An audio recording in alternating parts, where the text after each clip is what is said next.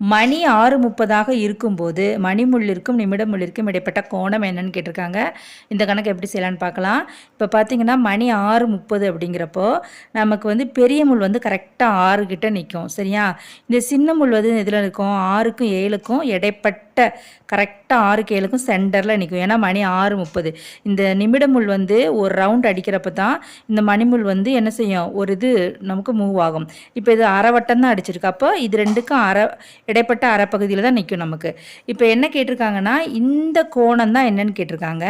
நமக்கு வட்டத்துக்கு 360 டிகிரின்னு தெரியும். 360 நம்ம 12ஆல் வகுக்கும். ஏன் 12ஆல் வகுக்கும்? 12 பாகங்களாக பிரிச்சுட்டு இருக்கிறதுனால 12ஆக வகுக்கிறோம்.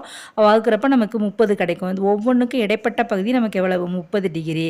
அப்போ இதில் பாதி தானே. இப்போ வந்து இதில் பாதி மூவ் ஆயிருக்கு. இது கரெக்டாக 6ல் இருக்குது. இது 6க்கு 7க்கும் சென்டரில் இருக்குது. அப்போ இது நமக்கு எத்தனை டிகிரி? ஈஸியாக தெரிஞ்சிடும். நமக்கு எத்தனை டிகிரி? 15 டிகிரி. அப்போ இது கரெக்ட் ஆன்சர் என்ன? ஆப்ஷன் 3ல் இருக்கிற 15 தான் அது கரெக்ட் ஆன்சர்.